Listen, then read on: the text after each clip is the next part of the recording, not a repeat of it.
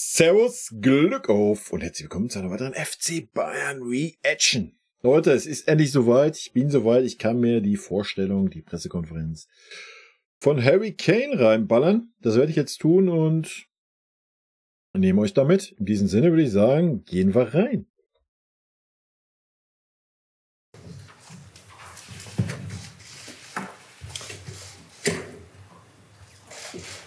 Harry Kane. Light is always good. I know, yeah.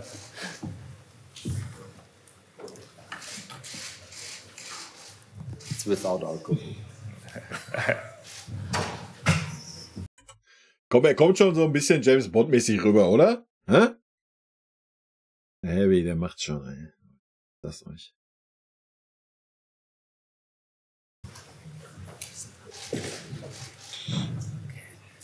Ja, ein herzliches Willkommen Ihnen allen hier in der Allianz Arena von München und überall natürlich. Der FC Bayern freut sich sehr. Während dieser Pressekonferenz war ich in der Allianz Arena. Deswegen wären wir fast nicht zur Trainerbank gekommen, weil Harry Kane da war. Und wir haben die Tür fotografiert und haben den Bus gesehen, mit dem Harry Kane gefahren ist. Ganz wild. Der Hype war real, auch während der Arena-Besichtigung. War schon wild. War schon echt wild. Aber zu dem Zeitpunkt war ich gerade in der Arena. Heute Harry Kane als Neuzugang vorzustellen. Das ist eine große Freude natürlich. An der Seite von unserem Vorstandsvorsitzenden Jan-Christian Dresen. Grüß Gott, ihr Herren. Harry, welcome on service. Servus in Munich. Servus. Since about 40 hours, I think so, yeah? Yeah. How are you, and especially, how was the day yesterday when you came to the stadium and the fans welcomed you? Yeah, no, it's been an incredible experience so far.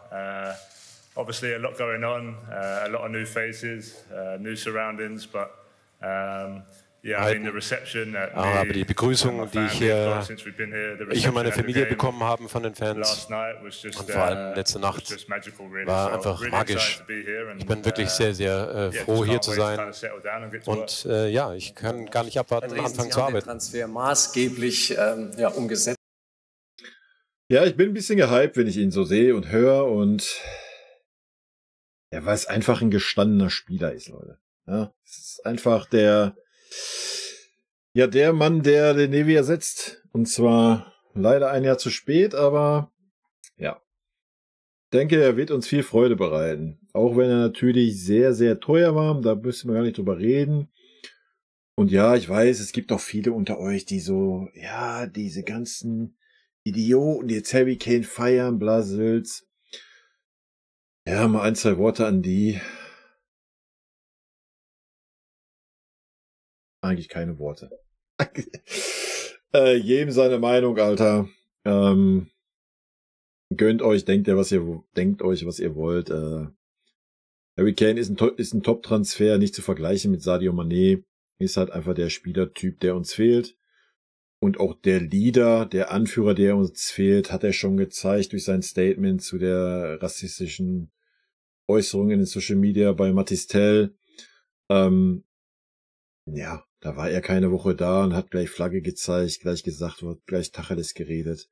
Da sieht man einfach, was für ein Typ er ist und gebt ihm mal 3, 4, 5 Wochen Eingewöhnungszeit bei uns und er wird uns einfach so unglaublich gut tun, einfach auch, ja, weil er nach uns gekommen ist, jetzt seine letzten 2, 3 Jahre auf super hohem Niveau, um Titel zu gewinnen.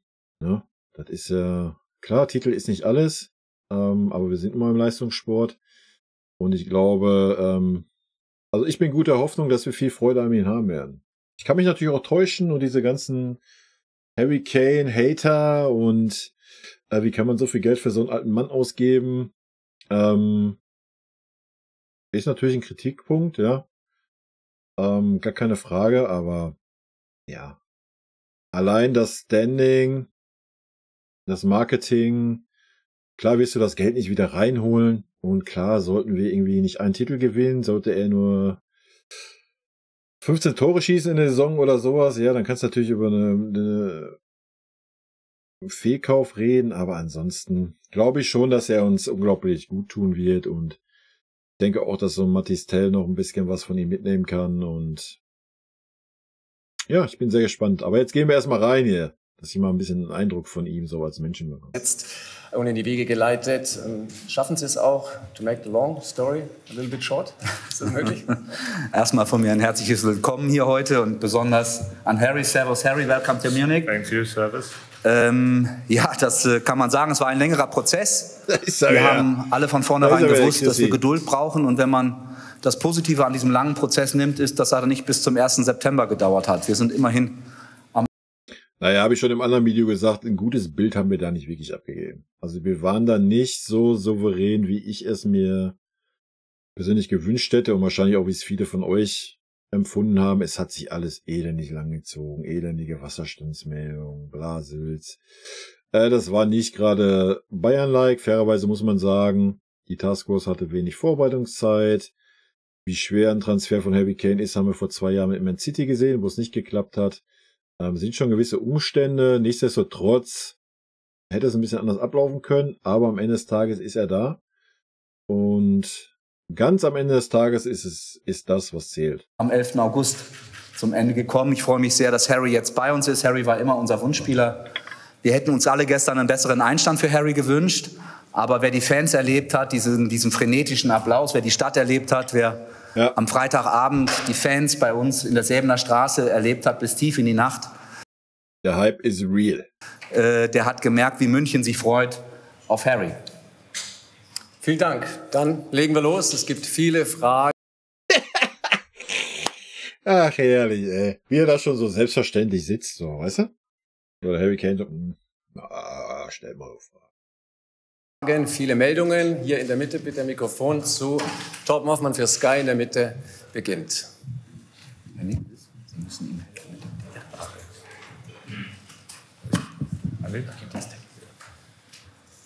Welcome, Harry. What was the main reason for you to leave Tottenham? Yeah, I think I've always said in my career I wanted to keep improving, keep pushing myself. Ich wollte mich immer weiterentwickeln und meine Limits erreichen und wollte einfach noch eine neue Erfahrung machen. Und ich will auf dem höchsten Niveau spielen. Ich will in der Champions League spielen und ich will jedes Jahr um Titel spielen. Und deswegen bin ich nach Bayern gekommen, einer der größten Clubs der Welt.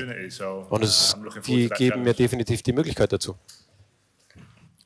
Dann geht es gleich weiter. Hier bitte oben in der letzten. Die Frage war vorher klar, Gabel für RTL, das Mikrofon bitte ganz nach oben, ja.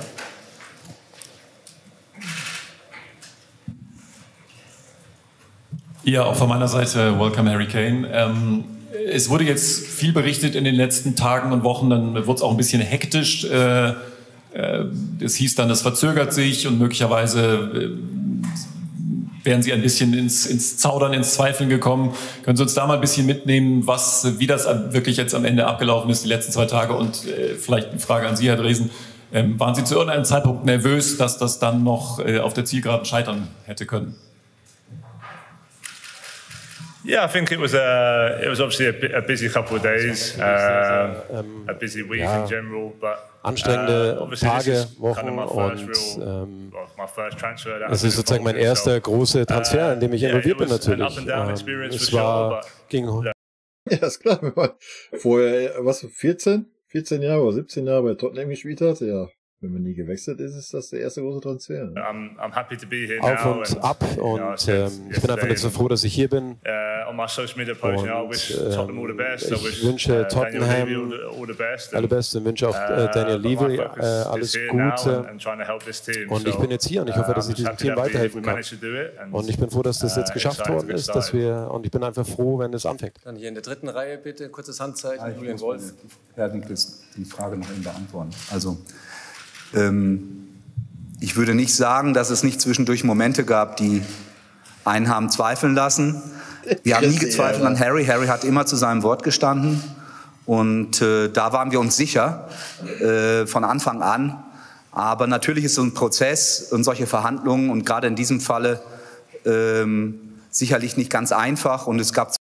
Aber nochmal, das war vorher klar. Ja, wer das damals verfolgt hat mit Man City, das war klar, dass das keine einfachen Verhandlungen werden. Und es war klar, dass der Levy die Kohle haben will, die er aufruft. Punkt. Ja, also das hätte man der ganzen Kompetenz, die bei uns in der Taskforce sitzt, besser regeln müssen. Fertig. Und so ein Uli hätte sich seine komischen Aussagen kneifen können, weil genau das sind ja, wenn du so am längeren Hebel sitzt, wie der Levi das nun mal getan hat. Klar kann der Uli sich jetzt hinterher sagen, ja, am Ende des Tages habe ich ja recht gehabt, wir haben ihn ja bekommen. Ja, logisch. Aber hätte Uli da die Klappe gehalten, wäre der Levi vielleicht nicht gekränkt gewesen und man hätte sich vielleicht schon 2 Wochen eher geeinigt und alles wäre ein bisschen anders gelaufen. Weil diese ganzen Störgeräusche, auch wenn es dann vielleicht wieder ein bisschen hochgepusht wurde von den Medien, was der Uli da geäußert hat, weil am Ende des Tages war das logisch, was der Uli gesagt hat, aber da hätte man einfach mal die Fresse halten müssen, ja? Im Wohle des Vereins, weil dann wäre das, glaube ich, alles ein bisschen geräuschloser und alles ein bisschen schneller über die Bühne gegangen, wie es am Ende des Tages gegangen ist. Ja, muss man mal ganz klar sagen. Ich meine, dass der Levi nicht doof ist und sich nicht dahinstellen kann und sagen kann, ja, ich scheiß auf 100 Millionen, ich lasse dann Harry Kane nächstes Jahr umsonst gehen, ist auch klar. Ja, aber dass es natürlich so lange rausgezögert wurde und der Preis absolut nicht von abgerückt wurde, glaube ich schon, dass es da mit so ein paar Aussagen, mit denen er dann auch da konfrontiert wurde, zu tun hat. Oder hatte. Zwischendurch durchaus mal Momente, wo man sich fragt, geht's denn noch weiter oder nicht? Insofern hat's dann auch natürlich gedauert, aber das ist ja für Sie alle auch schön gewesen. Das hat dann auch entsprechend... Naja, für uns Fans war es nicht schön. Irgendwann hat's angefangen zu nerven, muss man ganz klar sagen. Natürlich ist es jetzt schön so, dass er da ist, aber es war schon nervig. Die ganzen Wochen, wie es sich gezogen hat, war es wirklich nervig. Und nochmal, aus meiner Sicht hat unser Verein jetzt nicht das allerbeste Bild abgegeben, was man da hätte abgeben können in diesem Transfer. Ja, ein bisschen für die Auflage beigetragen. Dann jetzt dritte Reihe, Julian Wolf für die Welt, bitte. Ja, hallo Harry, auch willkommen von mir. Du bist in England aufgewachsen, du bist geprägt durch den englischen Fußball. Kannst du einmal sagen, wie hast du denn den deutschen Fußball bislang in deinem Leben verfolgt und gibt es vielleicht Unterschiede zwischen Premier League und Bundesliga? Musst du dein Spiel etwas anpassen oder ist es eigentlich... Er muss einfach nur Tore machen. Überall auf der Welt gleich, Hauptsache Tore schießen. Und eine Frage noch an Herrn Dresen. Harry Kane hat viel Geld gekostet. Wie viel Geld ist jetzt noch da für die von Thomas Tuchel geforderte Holding Six? Yeah, I think obviously I spent my whole career, my whole life mein ganzes Leben in England verbracht, in der Premier League. It might take a bit of adapting to get used to a new league. Ich muss mich natürlich mich ein bisschen anpassen an eine neue Liga, an meine Teammitspieler. Und es gibt einige tolle Teams in dieser Liga. Und natürlich erwarten viele, dass Bayern München jetzt die Liga gewinnt. Aber die Teams, die anderen Teams werden immer besser. Das ist eine gute Herausforderung. Und ja, ich versuche mich jetzt so schnell wie möglich zu integrieren und dann mich dementsprechend anzupassen. Und das habe ich mein ganzes Leben lang gemacht. Mit Tottenham oder auch mit dem englischen Nationalteam. Also... Es ist sicherlich so, dass es ein Transfer war, der für uns auch sehr ungewöhnlich ist, auch was die Größenordnung betrifft, auf die ich natürlich nicht näher eingehe. Naja, sagen wir mal so, wenn wir jetzt mal rechnen damals mit Lucas Hernandez für 80 Mille, gut, der wird jetzt nochmal 30, 40 mehr gekostet haben, aber ja, die hast du durch Sadio reingeholt, also klar, der Gehaltsumfang und so weiter, also sprich, ja, es ist halt einfach ein Transfer, der schon knallt, ne? Aber Qualität, leider Gottes, hat mittlerweile im Fußball einfach so einen hohen Preis. Guckt euch an, was für Fußballer für über 100 Millionen über die Theke gehen oder auch über 50, 60, 70, 80 Millionen. Das ist Wahnsinn mittlerweile. Also von daher muss man das auch immer ein bisschen, ist es schwer zu sagen jetzt so, ja, das ist der Transfer. Früher, vor 10 Jahren, haben wir das bezahlt, vor 3 Jahren das. Ja, die Zeit, die rast einfach und es ist einfach so viel Geld im Umlauf, dass es krank ist. Wirklich krank. Wer uns kennt, weiß, dass wir uns, wenn wir etwas wollen, nach der Decke strecken und trotzdem vernünftig bleiben, um dann auch weiter noch Möglichkeiten zu haben, auch andere Dinge zu tun. Ob und was das jetzt in diesem Transferfenster noch ist, das werden wir sehen. Linke Seite, Christian Falk für Sport. Naja, wenn du es mal durchgehst, sagen wir mal, du bist in Grafenberg und Pavard noch los für jeweils 30 Millionen, dann hast du nochmal 60 im Sack. Mit einem Mané-Verkauf hast du dann schon Harry Kane finanziert, also darf man halt auch immer alles nicht so vergessen. Ne? Klar, Luki weg, dafür Min-Jae da, aber es ist ja jetzt auch nicht so, dass wir keinerlei Einnahmen regenerieren. Bitte. Eine Frage an Harry Kane und eine Frage an Herrn Dresen. Harry, you already said it, you're here fighting for titles. Du bist schon hier, um Titel zu spielen. Und das Finale der Champions League ist in London. Was würde das für Sie bedeuten? Was würde Sie bedeuten? It's still quite a way away, but natürlich ist es noch ein bisschen weit weg. Aber dass es in Wembley stattfindet, ist natürlich toll. Und natürlich bin ich auch hier, um die Champions League zu gewinnen mit diesem Team. Es ist natürlich ein langer Weg bis dahin, aber die Aussichten, diese Champions League in England zu gewinnen, in London zu gewinnen, wäre natürlich toll. Jetzt müssen wir schauen, wie die Saison verläuft, aber ich hoffe, das können wir schaffen. Und Herr Dresen, Harry Kane hat natürlich einen großen Namen weltweit. Wie wichtig ist dieser Transfer auch als Imagegewinn für den FC Bayern, für die Bundesliga als Riesig. Auch für uns, ja. Ich meine, wir sind schon ein großer Club, aber ja.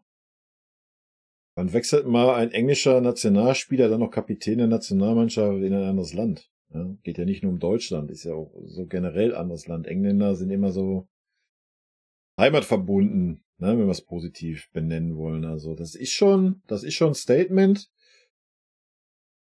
Ja, das ist halt so ein netter Nebenfaktor. Haben ihn jetzt sicherlich nicht verpflichtet wegen diesem Statement. Ne? Ausrufezeichen. Man sagt ja in England immer Farmers League zur Bundesliga. Zeigt Bayern, dass es mehr ist? Also erst einmal zeigt es, dass die Bundesliga auch immer noch attraktiv ist, Weltklasse-Spieler und Spieler mit Weltklasse-Format anzuziehen. Wir sind natürlich stolz. Naja, machen wir uns jetzt nichts vor. Harry Kane wäre nicht nach Borussia Dortmund gewechselt. Ja? Dass sie nicht die gleichen finanziellen Mittel aufgewandt hätten. Ja? Harry Kane möchte die Champions League gewinnen. So. Den Faktor hat er bei uns. Also er wäre nicht zum Verein gegangen, der ihm nicht die Chance gibt, die Champions League zu gewinnen. Ne? Darauf, dass es uns gelungen ist, zusammenzukommen. Auch stolz, dass sich Harry für uns... Was jetzt nicht heißt, dass Dortmund gar keine Chance hat, die Champions League zu gewinnen. Ausreißer, guten Lauf und so gibt's immer wieder, aber die Wahrscheinlichkeit ist natürlich schon um einiges geringer als bei uns. Entschieden hat, Harry hätte sicherlich andere Clubs auch wählen können. Das zeigt, dass Harry dem FC Bayern Titel zutraut, dass er uns internationale Wettbewerbsfähigkeit zutraut. Und natürlich ist es auch für die Bundesliga ein Statement. Das hat ja einen Grund, dass wir auch sehr, sehr viel positive Resonanz von den Kollegen bekommen haben, anderer Clubs. Es zeigt, dass die Bundesliga attraktiv ist. Ja, ist klar, dass wir von anderen Clubs Resonanzen kriegen, weil machen wir uns nichts vor, wir werden die nächsten Jahre sehr wahrscheinlich ein bisschen weniger oder einiges weniger an TV-Gelder einnehmen, wenn die neuen Verträge verhandelt werden. Da ist natürlich so ein Spieler, wo dann ausländisches Interesse höher da ist an der Bundesliga, was ja mit Sicherheit jetzt sein wird, natürlich Gold wert. Ne? Dass wir vielleicht doch nicht weniger TV-Gelder generieren als in den letzten Jahren. Aktiv ist und der Bundesliga tun internationale Stars gut. Ich würde mir wünschen, dass andere unserem Beispiel folgen. Ja, wer soll das denn machen? Hier vorne in der zweiten Reihe Manuel Bunke für die TZ München.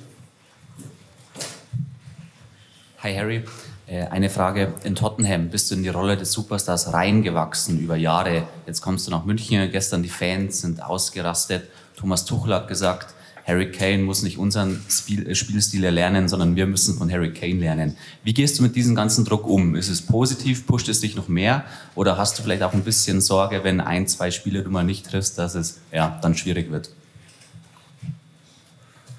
No, I think, Nein, ich denke, ich versuche einfach hier anzukommen und dem Team so gut wie möglich zu helfen. Natürlich bin ich ein Stürmer und ich versuche Tore zu schießen.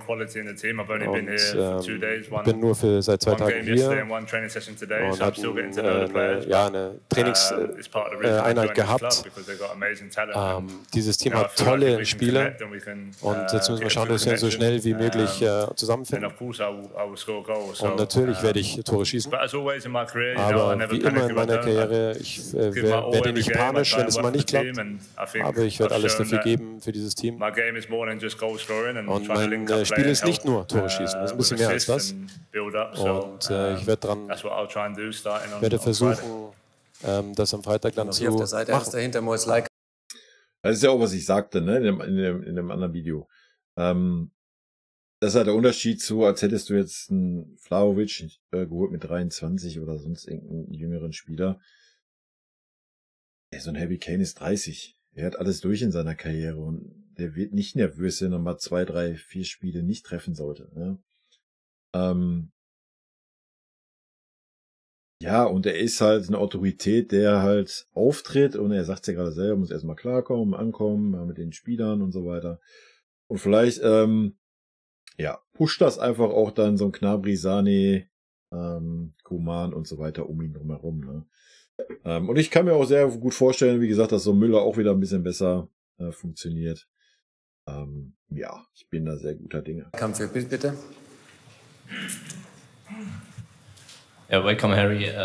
About 4 years ago, you were 4 Jahre opponent of Bayern in the Champions League. Waren Sie der Gegner von Bayern und Sie haben sie verloren. Wie können Sie sich daran erinnern? Was ist Ihnen noch in Erinnerung geblieben? Und hat das irgendwie einen Einfluss auf die Situation? Ich kann mich nicht daran erinnern, nein. Ja, das war ein schwieriges Spiel für uns. Ich habe einen Elfmeter geschossen, das kann ich mich noch erinnern, aber verstehen Sie, Bayern München ist eines der besten Teams der ganzen Welt und dieses Spiel hat jetzt keinen Einfluss auf meine Situation und meine Entscheidung jetzt, aber Bayern ist einfach ein großer Club und ich freue mich einfach jetzt. Let's move to the English colleagues. Yes, please. Thank you. Hi, Harry. Hi. Harry, I'm just wondering about your decision.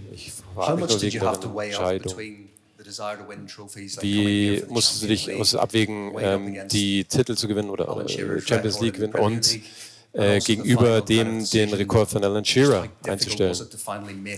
Und wie schwer war das für dich? Ja, das ist natürlich auch noch krass, ne? Das darf man ja auch nicht vergessen. Er wird den Rekord jetzt wahrscheinlich nicht mehr einstellen oder brechen von Alan Shearer. Den Rekord hält, die meisten Tore in der Premier League geschossen zu haben. Ne? Darauf verzichtet er natürlich jetzt schon. Ne? Das ist halt auch schon ein Faktor. Nach so einer langen Zeit für einen Club, für den du wirklich auch dich verbunden fühlst, wie war das für dich? Welche Entscheidungen waren das für dich? Wie siehst du Daniel Levy? It's always going to be a tough decision. I was at klar, dass es eine schwierige Entscheidung werden 19 years würde. of my life, so Ich war 19 Jahre everyone knows that the club is connected with me and with my heart. But ultimately, like I said earlier, I'm a professional and I've always pushed myself to my limits. And ich versuche immer das Beste zu erreichen. Und ich habe einfach gefühlt, dass jetzt der richtige Zeitpunkt ist. Und ich will einfach auf dem höchsten Level spielen. Und ich will Titel versuchen zu gewinnen jedes Jahr. Und das ist halt auch der Faktor, ja.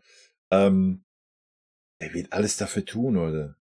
Der hat mit Tottenham nicht einen Titel gewonnen. Ja, der brennt wie kein Zweiter und hat die Erfahrung, hat das Charisma, hat die Ausstrahlung, auch die anderen mitzunehmen, auch die vielleicht schon etwas satteren Profis, die halt bei uns schon das Triple gewonnen haben, nochmal mitzureißen. Kann ich mir schon sehr, sehr gut vorstellen. Nachdem ich angefangen habe, darüber nachzudenken und nachdem Bayern mich kontaktiert hat, war das eine Entscheidung, die ich machen wollte. Und natürlich sprechen viele Leute über den Rekord und Alan Shearer, aber es gibt noch viele andere Ziele, die ich erreichen kann in meinem Leben. Und ich versuche jetzt, das Team voranzubringen und neues Niveau zu erreichen. Und das ist mein Fokus, ganz klar. Ja, er sagt es ja selber. Daniel und ich haben uns bestimmt besser kennengelernt in diesen Tagen und Wochen. Das waren anstrengende Verhandlungen und Daniel ist ein sehr freundlicher Mensch, aber der weiß auch, was er will. Und insofern sind da zwei Menschen aufeinander geprallt, die beide wussten, was sie wollen. Und deswegen hat es etwas länger gedauert. Aber am Ende haben wir beide, glaube ich, ein gutes Gefühl. Ich habe ihm versprochen, dass ich ihm ein Dinner schulde in London und das werde ich auch einlösen. Same role, yes, please. Good afternoon, Harry. First and foremost, Guten Abend, Harry. Und ich denke, dass die letzten 48 Stunden für Sie sehr, sehr schwierig war und anstrengend waren. Und ja, wie hat es mit der Sprache? Wie ist es mit der Sprache? Haben Sie da hier Probleme, sich zu verständigen? Und jetzt bei uns spricht ja schon jeder Englisch. Vielleicht der eine oder andere ein bisschen schlechter wie der andere, aber es ist ja nicht, dass wir irgendein Dorfclub sind. Oder? Also, Wie werden Sie die deutsche Sprache lernen? Und welche deutschen Wörter haben Sie schon gelernt? Service is one word. Servus ist ein Wort. Natürlich versuche ich, die deutsche Sprache so schnell wie möglich zu lernen, auch alles aufzusaugen, die Kultur, die Stadt. Und auch 1-2 Mal die Woche habe ich auf jeden Fall Sprachunterricht.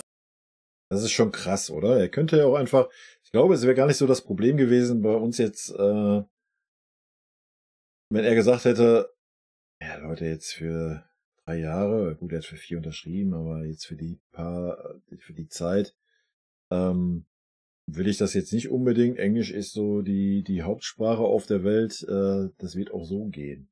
Ne? Da sieht man halt schon, was er für eine Art Typ ist, wa? Haut sich dahin, sagt er, ja, ich habe 2-mal die Woche Sprachunterricht, ich will hier alles aufsaugen, ich will die deutsche Sprache lernen. Das ist halt schon auch ein Statement, wa? Und wir haben sehr viele englisch sprechende Spieler bei uns und auch Teil des Trainerteams. Natürlich will ich die Sprache lernen, ganz klar. Krass. Und mich so schnell wie möglich und auch gut anzupassen. Und natürlich ist es am besten, indem man die Sprache so schnell wie möglich zu lernen. Das ist eine schwierige Sprache, aber ich werde es auf jeden Fall suchen. Servus, das war's. Und die Deutschen lieben es, Englisch zu sprechen. Dann können sie selber ihr Englisch auch trainieren. Insofern wird es gar nicht einfach für ihn, auch Deutsch zu sprechen. Dann eins dahinter bitte Stefan Kumberger für Pro7 Sat.1. Ja, hallo. Herr Dresen, Sie haben gerade schon davon gesprochen, Sie mussten sich strecken und Sie haben aber bekommen, was Sie wollten. War das jetzt eine absolute Harry Kane-Ausnahme oder ist das jetzt die bayerische Zeitenwende, dass Dinge, die früher noch gaga waren, jetzt... Naja, also ich denke mal, bevor er antwortet jetzt mit der Verpflichtung des neuen Sportdirektors, ist ja schon ein Zeichen, dass es auch dahin geht, die Stars von morgen vorher zu entdecken. Ne? Aber ich denke, das ist auch so ein bisschen der Weg.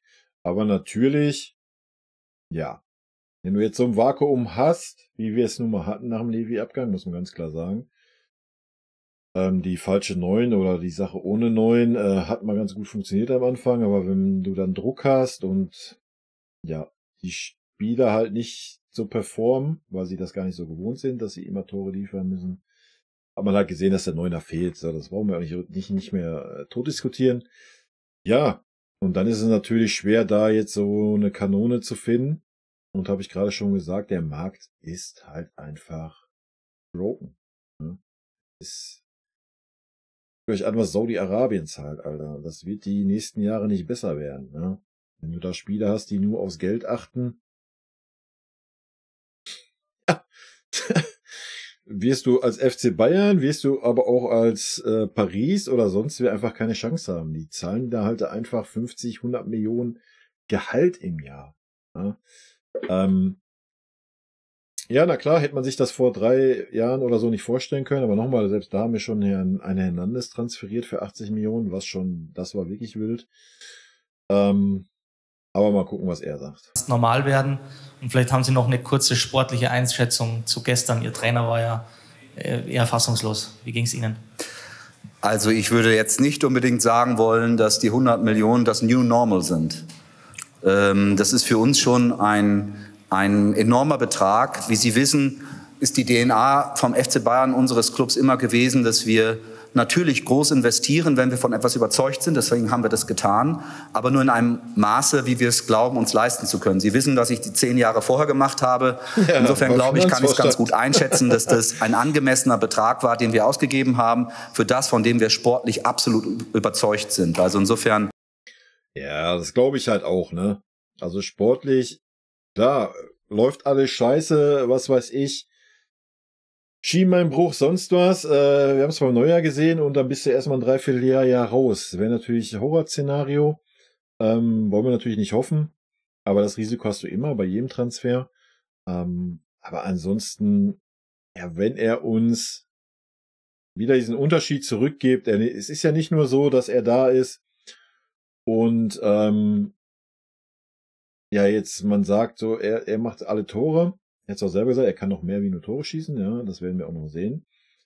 Es ist aber auch einfach, dass Druck weg ist von einem Sané, von einem Gnabry, auch von einem Musiala. die können halt alle wieder viel, viel befreiter aufspielen, ja, weil sie nicht mehr diesen Druck haben. Ja, ich muss jetzt hier unbedingt das Tor machen. Nee. Es ist jetzt wieder ein Spieler da, der den Druck wegnimmt. Ja, so wie es ein Levy war, so ist es ein Harry Kane. So, er wird den Druck haben, wenn keine Tore fallen. Kein Sané, kein Gnabry, so wie es jetzt die ganze Zeit war. Und da haben wir gesehen, dass die Jungs mit dem Druck nicht klarkommen. Zumindest nicht, wenn es nicht läuft. Wenn es lief, haben wir gesehen, wir haben eine super Hinrunde gespielt. Aber dann war der Druck da, es lief nicht mehr. Und dem waren die Spieler nicht gewachsen, weil sie es nicht gewohnt sind. Ja. Das ist halt auch ein Faktor. Und da ist natürlich so ein Faktor Harry Kane, nehmen wir jetzt nochmal Vlahovic als Beispiel, ist natürlich schon eine andere Geschichte. Der hat natürlich schon eine Menge mehr Erfahrung und ich denke schon, dass es der richtige Transfer zum richtigen Zeitpunkt ist.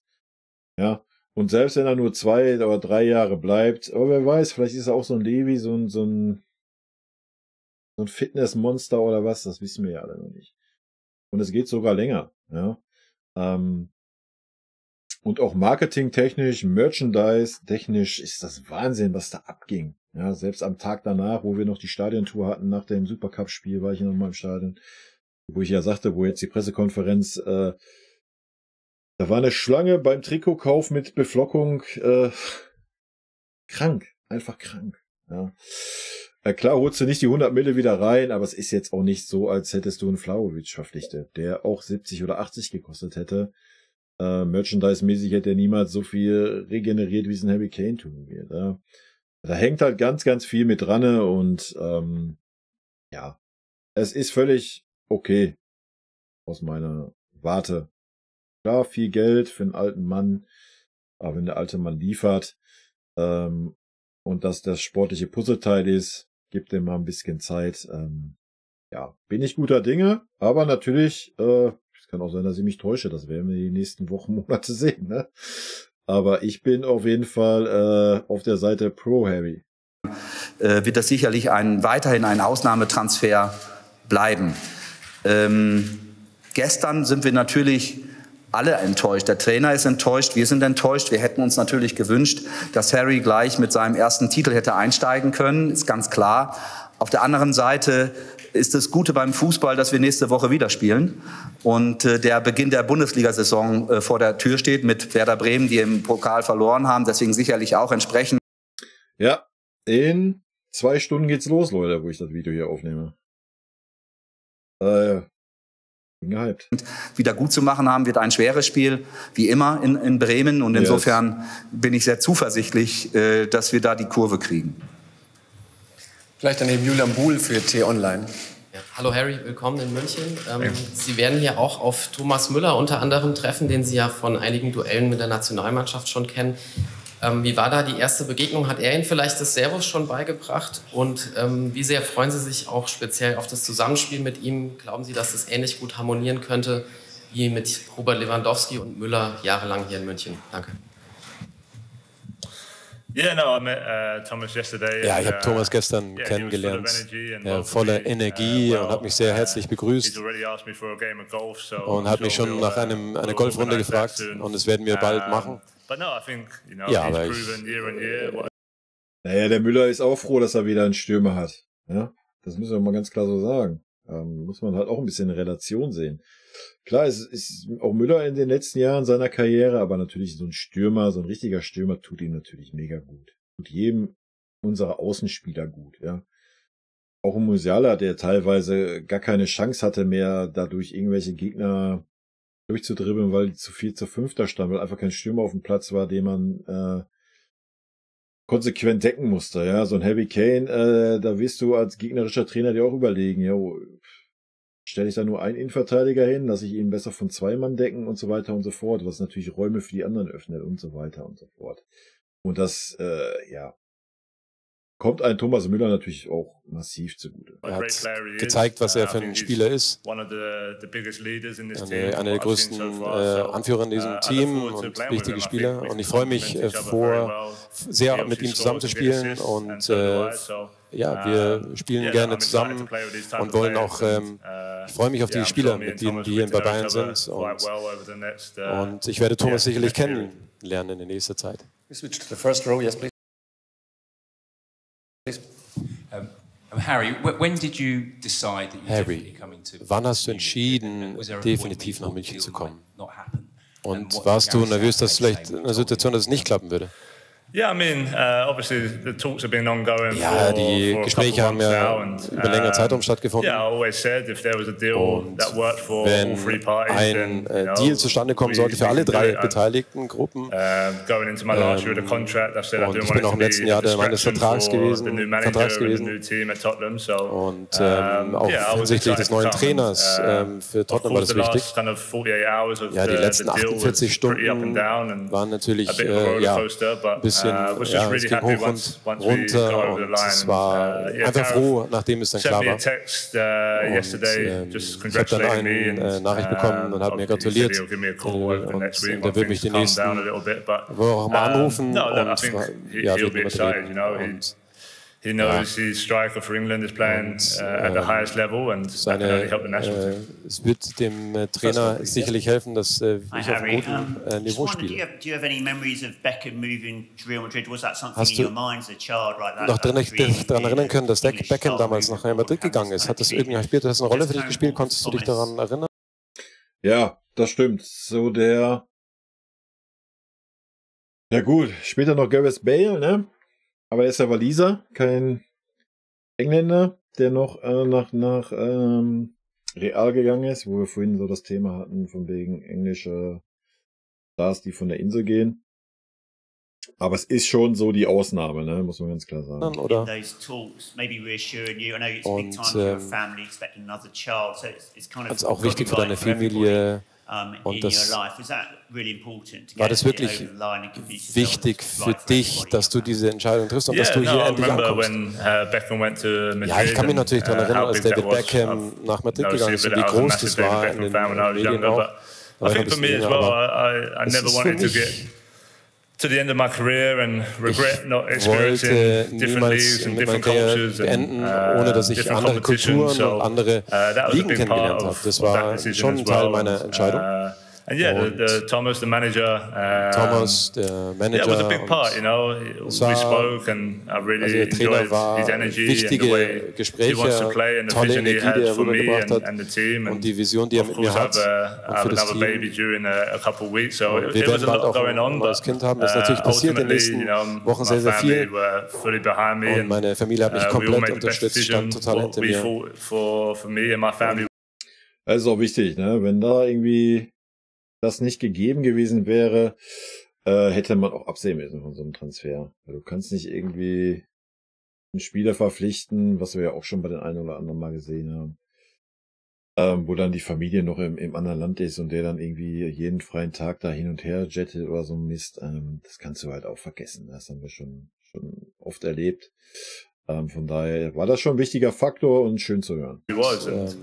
Es war ganz wichtig für uns. Und jetzt müssen wir ein paar Dinge erledigen, ganz klar.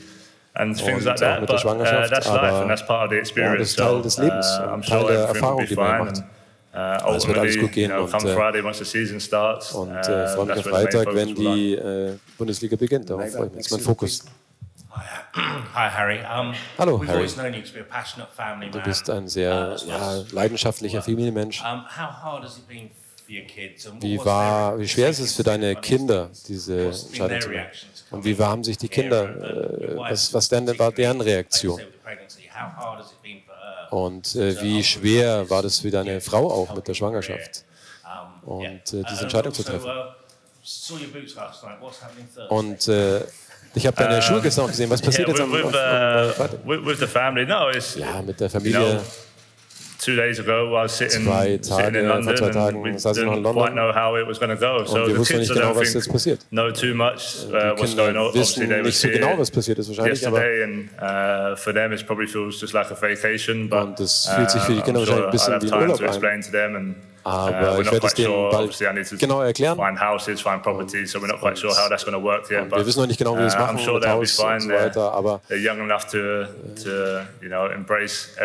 und die werden sich alles aufsaugen und mit meiner Frau, ja. Sie hat mich immer unterstützt. Sie will das Beste für mich, für meine Karriere.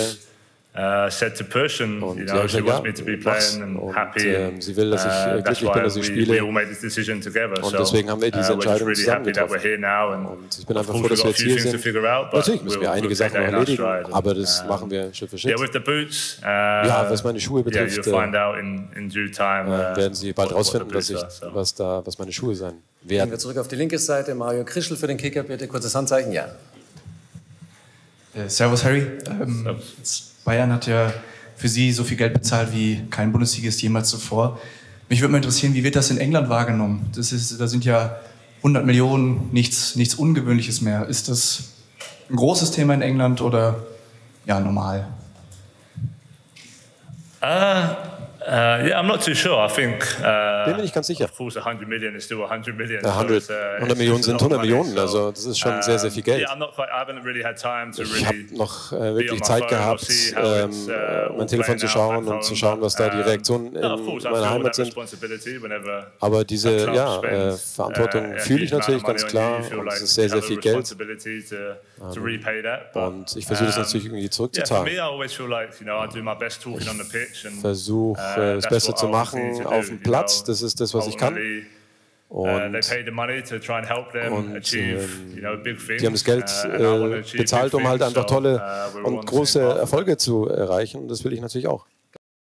Er ist schon sehr sympathisch, muss ich sagen, ne? Und strahlt auch so man merkt halt einfach, dass er ein gestandener Spieler ist, sagen wir es so. Ich glaube, was beschreibe ich es am besten. Ganz souverän halt einfach. Gleich daneben Nino Duit für Spox, bitte. One question to you, Harry. Bayern was also interested in your Eine Frage an dich, Harry. Kyle Walker war auch ein interessanter Spieler für Bayern. Und weißt du, warum er in Manchester City? Naja, er ist in Manchester City geblieben, weil er uns genutzt hat, um sein Gehalt ein bisschen hochzupushen. Das ist das ganze Ding. Ja, da müssen wir nicht drum herum reden. Also, wenn man sich angeblich schon mit uns einig war und dann klar ist Faktor Pep und so, I don't know. Aber er hat alles gewonnen letztes Jahr, also die Champions League, das Triple, glaube ich, haben die sogar geholt, oder? Ja. Dann wäre halt der Zeitpunkt gewesen, wenn man nochmal was Neues machen hätte wollen. Ja, wenn man dann am Ende doch da bleibt, dann ist klar. Dann war ja der Gedanke von vornherein halt eher so, ja, ich höre mir das mal an und guck mal, was ich dann da bei meinem Club noch mehr rausschlagen kann. Ein Vertrag, eine Jahreslaufzeit mehr oder wie auch immer und ja, ist halt so. Da haben wir auch kein gutes Bild abgegeben, muss man sagen. Ich habe noch keine Zeit gehabt, mit Kyle persönlich zu sprechen. Jeder Spieler hat seine eigenen Gründe und ich werde mich bald mit ihm kurz schließen und werde ihn bald sehen nächsten Monat. Aber wenn er hat entschieden, da zu bleiben, und das ist seine Entscheidung, und er ist ein toller Mensch und ein toller Spieler. Und wenn er entschieden hat, in City zu bleiben, dann war das seine Entscheidung und das muss man respektieren. Rechte Seite wieder Tim Kraft für Sat.1. Hi, let's talk a bit about yesterday. Lass uns ein bisschen über gestern zu sprechen, als Sie die Arena reingegangen sind und Sie haben sich ein bisschen umgeschaut und dann wurden Sie eingewechselt. Und dann war diese tolle... Da ist die Arena explodiert, Alter. Schon mal allein, wo er zur Bank gelaufen ist. Das fand ich eigentlich noch krasser, als wo er dann wirklich eingewechselt wurde. Atmosphäre und das Spiel lief ja nicht so gut und Thomas Tuchel hat sich ja auch bei Ihnen entschuldigt. Ja, das Spiel lief dann gar nicht mehr, nachdem er eingewechselt wurde, weil wir einfach keinen Ball mehr in den 16er bekommen haben. Also es war keinerlei Chance, dass er sich überhaupt ansatzweise auszeichnen konnte. Das war halt leider traurig anzusehen. Und wie war das für Sie? Erzählen Sie ein wenig davon, wie die Erfahrung war von Anfang an. Yeah, no, it was just amazing to see the reception that I got. Fantastisch, diese Begrüßung wahrzunehmen, auch wo ich angekommen bin. Und wie meine Fans, die Fans meinen Namen gerufen haben und mich mit Applaus begrüßt haben. them singing, and then obviously I was warming up, and dann habe ich mich warm gemacht und das Spiel verlief leider nicht ganz so gut. Dann habe ich noch 30 Minuten gespielt, aber ja, es war ein bisschen unglücklich, dass wir Elfmeter bekommen haben, beziehungsweise dass der Gegner Elfmeter bekommen hat, und das war natürlich nicht so gut für unser Spiel. Natürlich bin ich hergekommen, und hier zu gewinnen, das wollte das ganze Team, aber es ist kein Grund, in Panik zu geraten, es ist eine lange Saison, die vor uns liegt. Und ja, ich freue mich einfach drauf, jetzt zur Ruhe zu kommen, mich aufs Training zu konzentrieren, das Team besser kennenzulernen und ihnen zu helfen. Also was ich nur sagen kann, vielen Dank an die Fans. Dank an alle beim FC Bayern, diese tolle, herzliche Begrüßung. Und wir werden sicherlich noch einige Gründe haben zu feiern. Linke Seite bitte in der Mitte, kurzes Handzeichen, ja.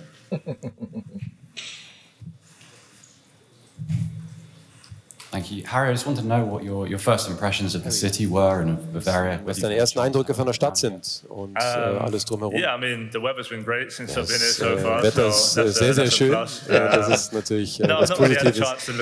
Ich habe noch nicht wirklich viel Zeit gehabt, mich umzuschauen. Wir haben morgen Tag frei und dann werde ich ein bisschen Zeit mit der Familie verbringen und dann ein bisschen mich umzuschauen und auch ein paar Häuser anzuschauen. Ja, ich habe einfach nur tolle Sachen gehört bis jetzt. Und werde sicherlich Zeit finden, essen zu gehen, Kaffee trinken zu gehen und so weiter und Teil der Fans kennenzulernen, zu treffen. Und das will ich so bald wie möglich machen. Und ich hoffe, das kann ich morgen schon an. Dann ganz oben rechts, Thomas Klinger für den Bayerischen Rundfunk, bitte. Servus Harry. Du hast vorhin, als du erklärt hast, wie Thomas Müller ist, dass der ein Anführer in dieser Mannschaft ist.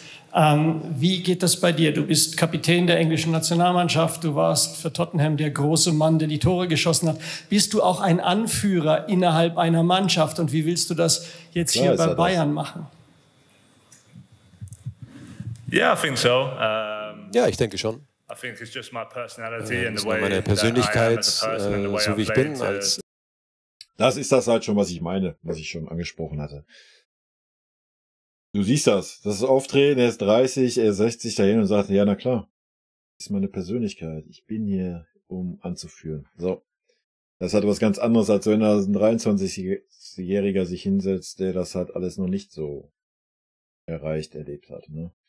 Von daher denke ich schon, dass es uns richtig gut tun wird. Als Mensch, und ich versuche halt auch die anderen Spieler zu pushen, voranzubringen und mit denen zu sprechen und die auch besser kennenzulernen. Ja, also ich kann auf jeden Fall dieses Attribut mit einbringen und ich habe viel mit dem Manager gesprochen und auch das war ein Grund, warum er mich geholt hat. Und natürlich ist es wichtig, dass ich da auch ein Anführer bin in dem Team und rangehen kann. Und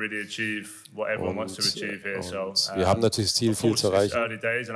Das ist jetzt ganz am Anfang, klar, ich muss das Team kennenlernen, aber werde ich selber sein und ich glaube, werde dann definitiv ein Führungsspieler sein in diesem Team. Welcome to Munich, Harry. Good luck. Bayern have somehow managed to win the Bundesliga 11 times on the trot. Es irgendwie schafft 11 Mal in Folge die Bundesliga zu gewinnen. Consider would be a success. Was wäre für dich hier erfolgreich, oder was wäre für dich erfolgreich, wenn du hier bist, und was sind deine Ziele? Die haben es natürlich häufig hintereinander gewonnen und wir wollen es natürlich nächstes Jahr auch gewinnen und das Jahr darauf. Also für mich persönlich versuche jeden Titel zu gewinnen, den wir gewinnen können.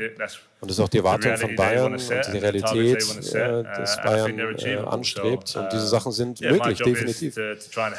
Und ich versuche, das möglich zu machen. Und wenn es am Ende der Saison ist, dann und wenn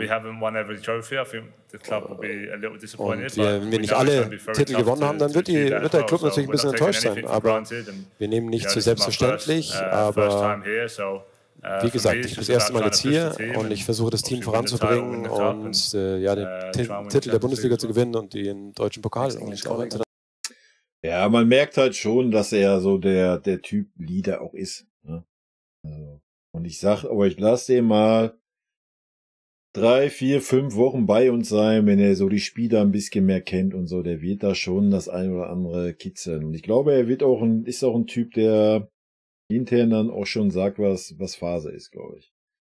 Ne? Und mit dem Alter und das, was er so erlebt hat, denke ich, wird er auch ein Standing haben, das passend ist dafür. Hi Harry, you touched on it briefly, but Harry, du hast es ganz kurz erwähnt. Natürlich hast du jetzt gerade die ganzen Gründe für Fußball oder Fußballgründe genannt. Was sind deine persönlichen Gründe, hierher zu kommen? Er hat ja auch schon gesagt, er wollte halt nochmal eine andere Kultur erleben zum Ende seiner Karriere hin und natürlich möchte auch Titel gewinnen. Ne? Hast du mit irgendwelchen anderen Teammitgliedern von der englischen Nationalmannschaft gespielt und andere Leute gesprochen, die schon die Erfahrung gesammelt haben? Ja, wie ich es gesagt habe, also die Erfahrung, einfach ein neues Land kennenzulernen, neue Liga kennenzulernen. Das war natürlich ganz, ganz wichtig für mich. Ich wusste nicht, wann das passiert, aber es war immer so mein Ziel. Trippier habe ich gespielt, auch wer Madrid gespielt hat, und er hat jede Sekunde geliebt damals. Und ja, die neue Umgebung, neue Team, und das hat ihm geholfen, auch noch besser zu werden. Und ja, das hoffe ich auch, dass es bei mir passiert. Und es gibt viele Gründe, warum ich hier bin, nicht nur Gründe, rein fußballerische Gründe, sondern auch andere Gründe. Rainer Reif für Münchner Merkur, zweite Reihe, bitte hier. Eine Frage an Herrn Dresen. Die Baustelle ganz vorne haben Sie jetzt eindrucksvoll geschlossen. Ganz hinten ist aber auch noch eine. Können Sie uns da einen Einblick geben? Ist sie vielleicht sogar schwerer als die Stürmersuche, die Torwartsuche? Nachdem sich zwei Kandidaten jetzt auch fast zerschlagen haben, können Sie uns da mal mitnehmen? Und sind Sie zuversichtlich, das auch vor dem 1.9. so eindrucksvoll gelöst zu haben? Danke. Ich fange mal von hinten an. Also ich bin schon überzeugt, dass wir bis zum 1. September dort eine Lösung finden werden. Zunächst einmal ist mir aber wichtig zu betonen, dass wir mit Sven Ulreich einen Torwart haben, der immer dann da ist, wenn es schwierig ist. Ja, da sollte man vielleicht auch mal ein bisschen Respekt walten lassen und nicht wieder so eine, habe ich auch in einem anderen Video schon gesagt, nicht wieder so eine komische Zwischenlösung dem Ulle da vor die Nase hocken. Ja, wenn ein Torwart kommt, der das Niveau vom Ulle hat oder ein bisschen besser oder ein bisschen schlechter, dann muss man da auch klipp und klar sagen, dass hier ein offener Zweikampf ist. Und nicht so wie bei so einem Sommer, so ja, wir verpflichten Sommerbuben, der spielt, der ist unser Nummer 1. Der kein Deut besser war wie ein Ulle, ja, der viel, viel mehr Verunsicherung in die Mannschaft gebracht hat, als ein Ulle das macht. Auch der Ulle hat seine Stolperer drin, gar keine Frage. Da muss man jetzt nicht drüber reden, man muss ihn jetzt nicht in den Himmel loben oder sowas, aber er strahlt halt einfach, oder er hat viel, viel mehr Ruhe ausgestrahlt, wie es im Sommer getan hat. Auch wenn er auch mal einen Fehlpass gespielt hat, wenn er auch mal einen Klopper drin hatte, nichtsdestotrotz hat er viel, viel mehr Ruhe und nicht diese Hektik ausgestrahlt, wie es Sommer getan hat. Ja. Und von daher sollte man da jetzt schon klug sein. Ich habe es ja in dem anderen Video schon gesagt, deswegen wiederhole ich das jetzt hier nicht nochmal alles. Wenn es interessiert, guckt euch das andere Video an. Ja, da sollte man jetzt bedacht und auch die Situation um Neujahr mit einbeziehen. Und eigentlich ist jetzt, das wiederhole ich noch kurz, der perfekte Zeitpunkt, um sich einen jungen, aufstrebenden Torwart zu holen, den man 1,5 Jahre ranführt, das Erbe dann anzutreten. Meine Meinung. Das hat er in der Vergangenheit öfter bewiesen und das Spiel gestern haben wir sicherlich nicht verloren, weil Sven Ulreich nicht gut gehalten hat. Ganz im Gegenteil. Insofern bin ich sehr froh, sind wir froh, dass Sven da ist. Und natürlich sind wir dabei und suchen eine Lösung für diese schwierige Situation. Natürlich sind wir weiter mit Manuel Neuer eng verbunden und sind zuversichtlich, dass er im Laufe dieses zweiten Halbjahres wiederkommen wird. Er selber ist sehr zuversichtlich. Aber die Schwierigkeit ist ihm halt zu sagen, genau zu welchem Zeitpunkt. Na, die Schwierigkeit ist ja auch, kommt er in diese Form wieder, die wir brauchen? Oder die dann besser ist, als ein Ulle hat, wenn er jetzt durchspielt? Oder die dann besser ist, als den Torwart, den man verpflichtet? So.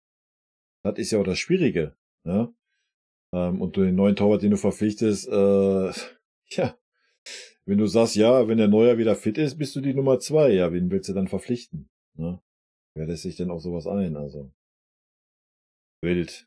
Da geben wir auch keine gute Figur ab aktuell mit dieser ganzen Torwartgeschichte. Da müssten irgendwie mal klare Sätze und klare Statements folgen irgendwie, weiß ich nicht. Aber vielleicht sagt er noch irgendwas. Das kann man ja nie bei so einer schweren Verletzung sagen. Deswegen brauchen wir einen zweiten Torwart und da sind wir gestern oder vorgestern beispielhaft sehr dicht dran gewesen. Wir hätten normalerweise mit Kepa einen Torwart Ihnen heute präsentieren wollen oder morgen, wenn der nicht ganz zum Schluss, Kepa ist ein Spanier, er sich dann doch für Real Madrid entschieden hätte. Es gibt noch andere Möglichkeiten, darüber möchte ich jetzt hier weiter nichts was sagen, aber wir werden eine gute Lösung präsentieren. Dann hier. Ja, aber wahrscheinlich wird es auch wieder so eine Zwischenlösung sein, ne? Und nochmal, wenn man jetzt wieder einen einfach da hinsetzt und sagt so, Ole ist jetzt wieder die Nummer 3, keine Ahnung, ich fühle es persönlich nicht. Lute ist dem Ole auch nicht gerecht gegenüber. Klar, wenn man jetzt sagt, man verpflichtet eine klare Nummer 1, dann kann man das so vielleicht formulieren. Aber ansonsten muss das ein offener Konkurrenzkampf werden. In der ersten Reihe Nicolina für Bild München, bitte. Hi Harry, eine Frage an beide. Der Coach sagte gestern, wie gesagt, dass der Einstand ihm leid tut für Sie und sagte zu... Ja, kann man auch verstehen, weil er einfach keinen Ball gekriegt hat, Alter. Er hatte 3 Ballkontakte. Und wir haben halt einfach nicht mehr nach vorne gespielt. 10 Meter hinter der Mittellinie war Ende für uns.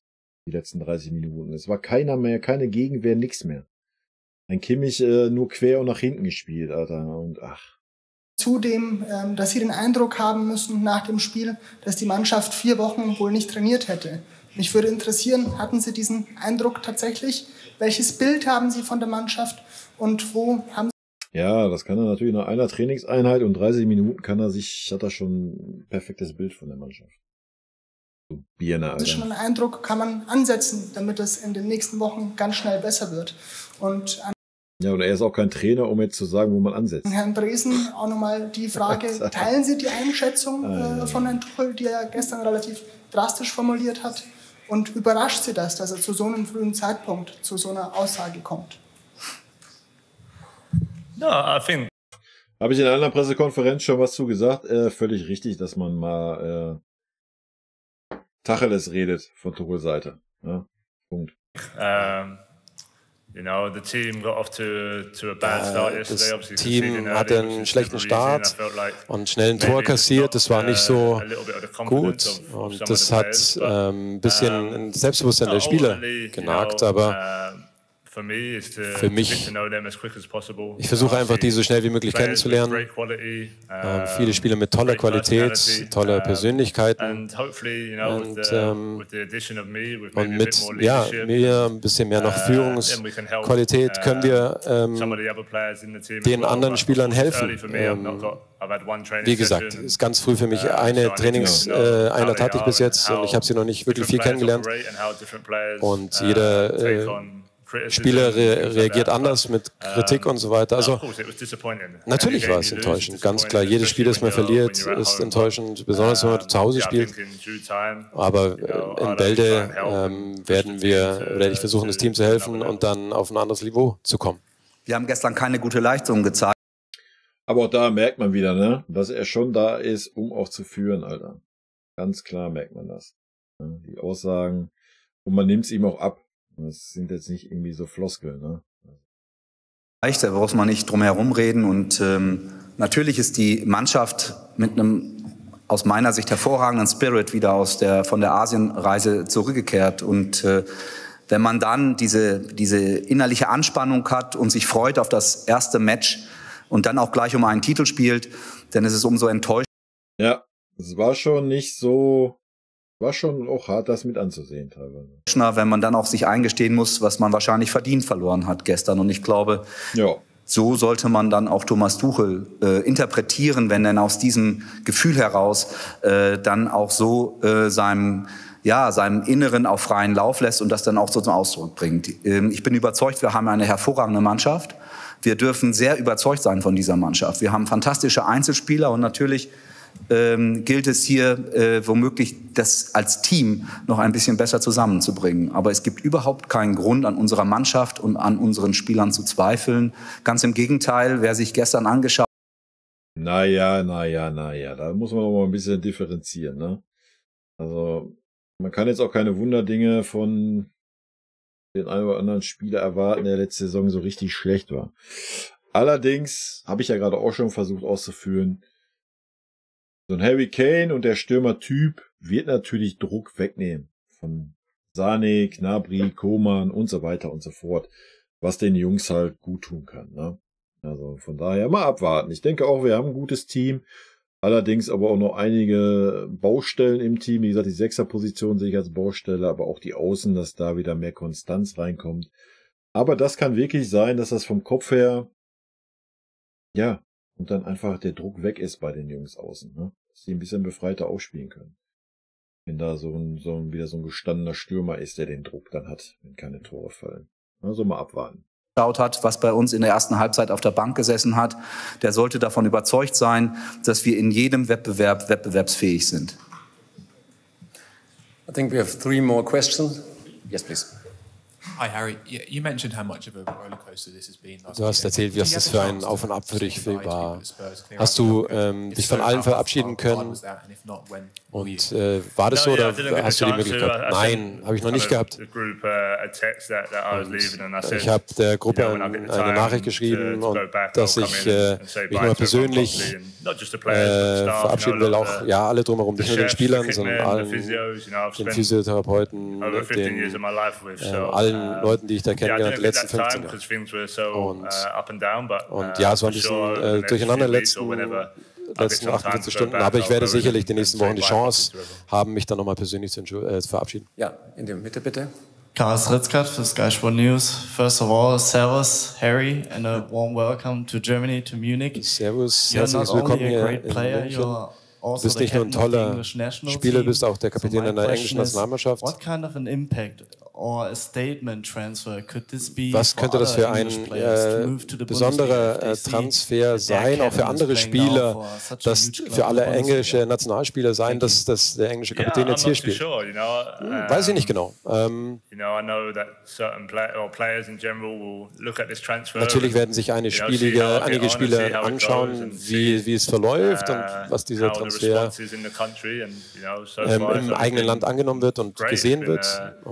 Und für mich ist es toll, diese Erfahrung zu sammeln. Und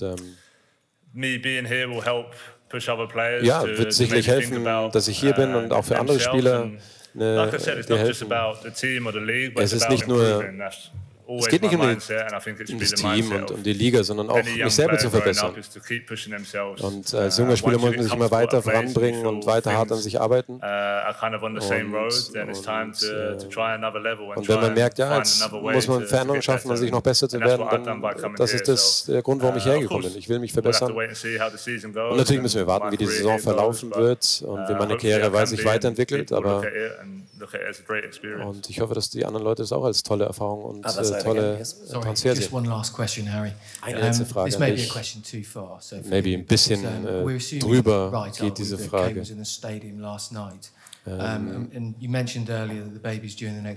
Und das Kind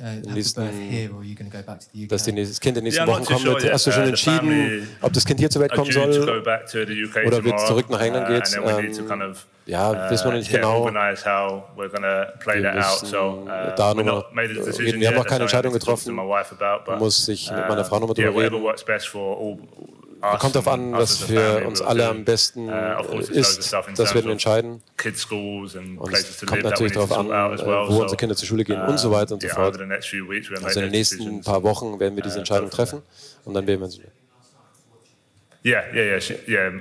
Leider habe ich die Frage nicht verstanden.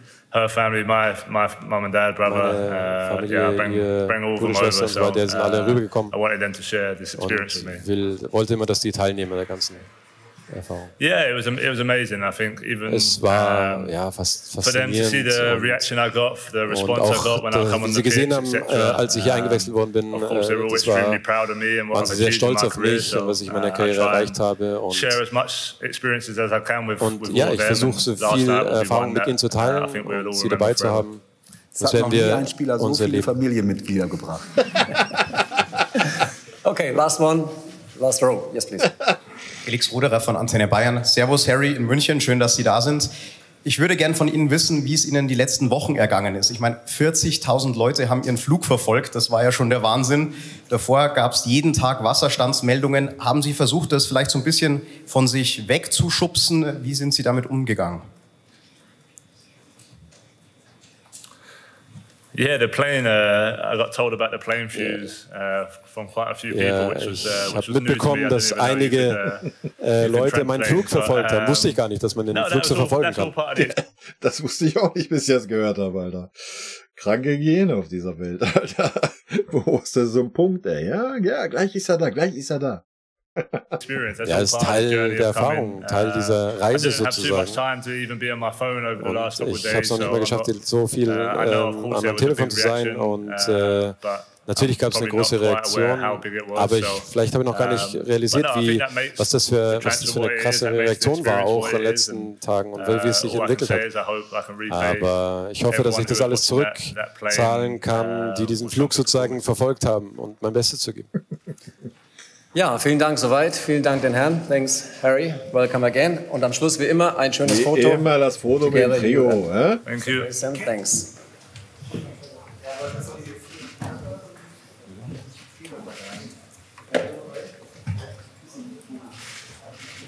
Ja, okay. Ja, perfekt, Leute. Ja, was soll ich sagen? Eigentlich das, was ich erwartet habe, ne? Von ihm. Komplett souverän, offen. Man merkt auf jeden Fall, dass er was erreichen will. Auch, dass er was fordern wird, ne, von seinen Mitspielern. Ich denke, das hat er auch ganz gut rübergebracht. Auch immer mit der Sache, dass man die Mitspieler auch versucht zu verbessern. Er hat auch gesagt, er muss erstmal gucken, dass er die Mitspieler kennenlernt, weil nicht jeder reagiert auf Kritik und so gleich. Also man merkt schon, dass er ein Leader ist, ja, und dass er auch führen will. Und ich glaube, ja, das ist halt auch das Wichtige. Ja, deswegen habe ich nochmal aus meiner Sicht der perfekte Spieler in der jetzigen Situation. Auch wenn der Schweine teuer war, gar keine Frage. Wir werden das Geld nicht wieder rausholen, aber es ist am Ende des Tages auch in Anführungsstrichen nur Geld. Geld, was der Verein nun mal hat, ja, und was er auch generiert durch die Verkäufe. Und von daher muss man das jetzt auch alles nicht so überbewerten. Klar ist es mehr wie bei anderen Spielern, aber er ist halt die sofortige Verstärkung, wovon ich ausgehe. Und nochmal, nicht nur, dass er die Tore machen wird, wovon ich ausgehe, sondern einfach auch, wir haben es gerade gehört, ja, Führungsspieler, Charakter. Ich glaube, das ist ganz, ganz wichtig. Das ist das, was uns abgeht in der aktuellen Mannschaft, ja, teilweise. Und da ist er ein weiterer Puzzlestein neben Min-Jae, ja, den ich ähnlich sehe, der auch jetzt nicht auf diese Art und Weise vielleicht direkt, aber der auch klar gemacht hat, dass er führen möchte. Ja. Und ich bin da sehr, sehr gute Dinge. Ich bin auf jeden Fall auf den Kane Hype Train aufgesprungen. Freue mich auf ihn. Ich werde ihn natürlich auch genauso knallhart kritisieren, wenn die Leistungen nicht passen, Leute. Da müsst ihr euch keine Sorgen machen. Da gibt's kein extra Bonus. Das gibt's beim Gnabry nicht, beim Sané nicht, beim Kimmich nicht, beim Min-Jae nicht oder sonst wen. Ihr werdet immer meine persönliche objektive Meinung hören. Die mag der eine oder andere dann anders sehen, was völlig okay ist.